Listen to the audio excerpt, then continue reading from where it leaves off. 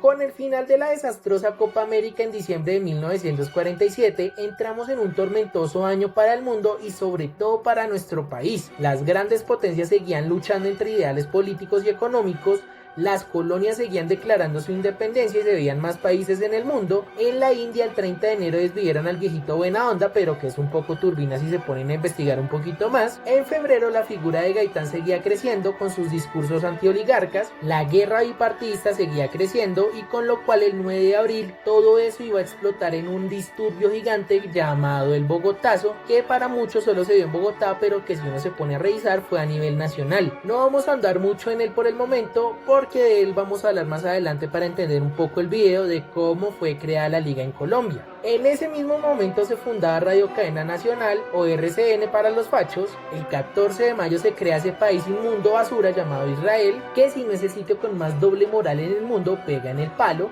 El 2 de septiembre se funda la cadena radial colombiana, o Caracol para los parceros. Durante ese año también se crea Corea del Norte, ojito ahí porque eso es un chicharrón que está a punto de estallar. El 16 de noviembre se crea la Universidad de los Andes, famosa por las fiestas de Halloween que hacen, y con lo cual llegamos al 12 de abril, el día que se coronó al primer campeón en la historia del fútbol colombiano.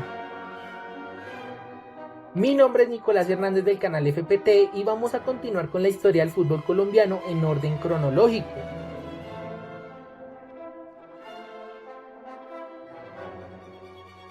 En el capítulo de hoy vamos a ver Santa Fe, el primer campeón colombiano.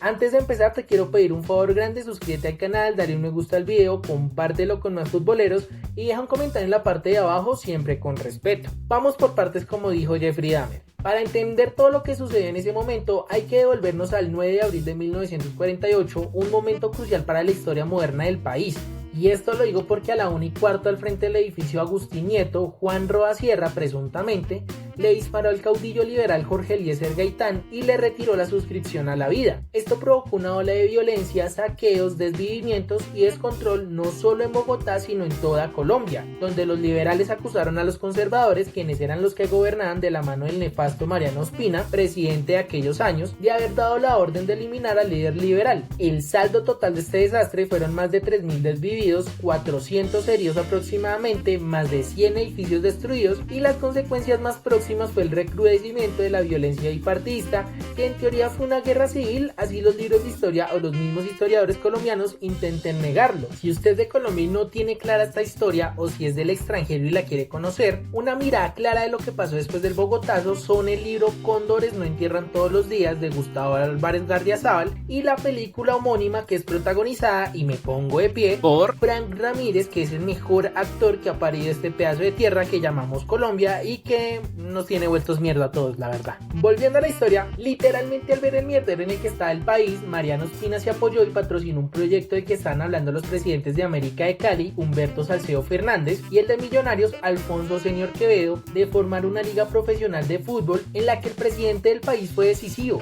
debido a que fue el mediador entre la de fútbol, que era el ente reconocido por la FIFA como rector del fútbol colombiano, y los equipos que deseaban completar este proyecto. Gracias a esto se reunieron las partes del 24 al 26 de junio en el Club Barranquilla, y de estas reuniones se llegaron a muchos acuerdos. Los más relevantes fueron la creación de la mafia mayor, la costumbre, Di Mayor, disculpen. Y la razón por la cual la de fútbol aprobó la creación de la liga fue que tenían que darle una parte de la taquilla, porque aquí todo se mueve por plata, no se les olvide. Como dato curioso, los periódicos de esa época indicaron que en medio de las conversaciones, las groserías y las peleas fueron también protagonistas. Como siempre, la Di Mayor es un puto cabaret y va a seguir hasta el final de los tiempos. Puto Di Mayor, ojalá se acabe algún día. Asco me dan. Posteriormente, al obtener la aprobación, la DIMAYOR realizó su primera asamblea extraordinaria y desde ese momento se cometieron muchos errores garrafales. La muestra de ello fue que por ciudad no se podía tener más de 2 equipos, y tengamos en cuenta que antes del profesionalismo en el amateurismo colombiano, en cada departamento tenía una liga propia, lo que dejó por fuera muchísimos equipos que también deseaban ser profesionales y estar como participantes de este proyecto. Y esto se dio de esta manera porque el gobierno quería que en las grandes ciudades se tuviera fútbol todos los fines de semana, porque pues la verdad, pan y circo para el pueblo para mantenerlos quietos. Yo creo que si cualquiera del que está viendo este video o incluso yo hubiéramos podido estar en esas asambleas, hubiéramos propuesto crear la segunda división para formar una pirámide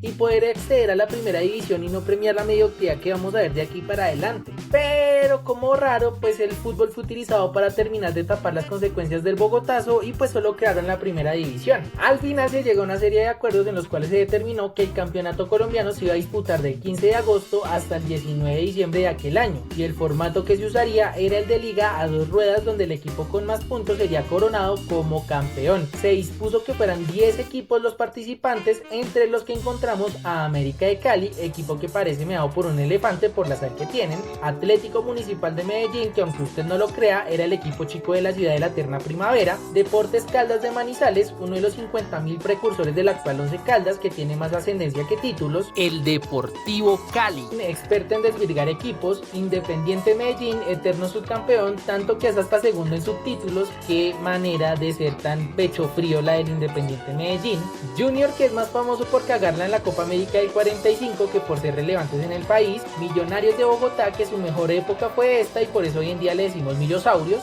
Once Deportivo de Manizales, otro equipo de relleno del que se compone el Once Caldas, Santa Fe de Bogotá, protagonista de este video y que vivirá mieles y hieles en este recorrido, y la Universidad Nacional, que jugó en Pereira por la regla estúpida de 2 equipos por ciudad y que difícilmente creíble en esa época no alineaba capuchos. Ya conociendo a los protagonistas, nos ubicamos el 15 de agosto de 1948 a las 11 de la mañana, cuando Atlético Municipal y Universidad Nacional dieron inicio a nuestro querido fútbol en el hipódromo de San Fernando en Itagüí. Como hecho histórico, Rafael Serna marcó el primer gol de la historia de la liga y fue para el Atlético Municipal. Otro hecho curioso es que Rafael Serna es el tío abuelo de Mauricio El Chicho Serna, actual dirigente de Asados en Boca Juniors. Pero bueno, veamos el camino del campeón, que inició ese mismo 15 de agosto con un empate 1-1 frente al Deportes Caldas en Manizales. Después de esto tuvo 6 victorias consecutivas, en la fecha 2 contra Atlético Municipal, 5-2 en Bogotá, en la fecha 3 contra Junior, 2-4 de visita en Barranquilla, en la fecha 4 le ganó al América por 5-1 en Bogotá, en la fecha 5 le ganó 2-5 al Once Deportivo de visita en Manizales, en la fecha 6 le ganó el primer clásico en la era profesional a Millonarios por 5-3 actuando como local, y en la fecha 7 le ganó Universidad 6-3 de local. Después de esto tuvo un bache de 4 fechas sin victorias, que empezó con la derrota contra Independiente Medellín de visita por 2-0, en la fecha 9 empató 3-3 frente al Deportivo Cali en condición de local, en la fecha 10 empató frente al Deportes Caldas 2-2 en condición de local, perdió por la fecha 11 frente a Atlético Municipal 2-1 en Medellín y recuperó el buen juego y volvió a encadenar 6 victorias consecutivas, empezando en la fecha 12 cuando le ganó a Junior 4-1 en condición de local, en la fecha 13 le ganó al América 1-2 en Cali, en la fecha 14 le ganó al Once Deportivo por 2-1 en condición de local, en la fecha 15 le volvió a ganar el clásico a Millosaurios 1-2, esta vez actuando como visitante, y en la fecha 16 se dio un hecho memorable y fue la consagración del título frente a Universidad Nacional, ganándole 1-4 en Pereira, donde ya por puntos se hizo inalcanzable. En la fecha 17 ratificó el título dándole un repaso 6-0 a Independiente Medellín en condición de local, y el cierre del campeonato se dio en la fecha 18 con la derrota frente al Deportivo Cali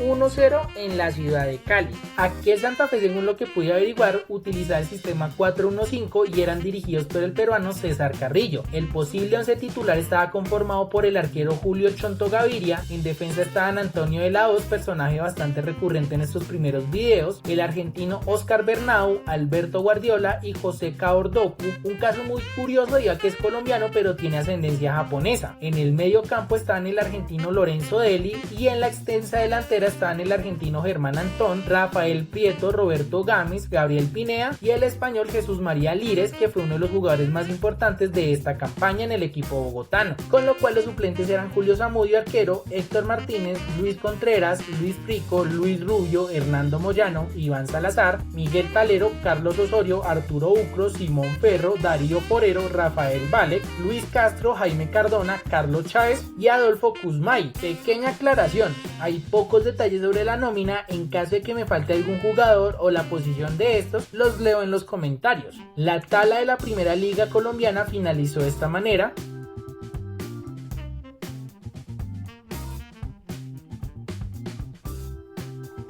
El primer campeonato colombiano de fútbol nos dio muchas curiosidades, entre ellas que se jugaron 90 partidos y se marcaron 409 goles, un promedio de 4,5 goles por partido. Adicionalmente, un solo partido quedó 0-0 y fue el de Universidad Nacional versus Atlético Municipal, válido por la fecha 10. El goleador de este torneo fue Alfredo del Castillo de Millonarios con 31 goles en 18 partidos, con 1,7 goles en promedio. Pedro Cavilión de Millonarios marcó el primer gol olímpico en la historia del FPC el 5 de diciembre en el partido válido por la fecha 16 contra Junior. Hubo dos equipos a los que Santa Fe no le pudo ganar durante todo el año y fue Deportes Caldas y Deportivo Cali. En este torneo hubieron dos partidos que finalizaron con 11 goles, que fueron el Millonarios 7, Deportes Caldas 4, válido por la fecha 5, y el Junior 8, Independiente de Medellín 3. ¡Hermosa! En este torneo se dieron muchas goleadas, pero las más importantes fueron 3. Millonarios 6, 11 Deportivo 0 en la fecha 1, Junior 6, 11 Deportivo 0 por la fecha 7 y Santa Fe 6, Independiente de Medellín 0 por la fecha 17.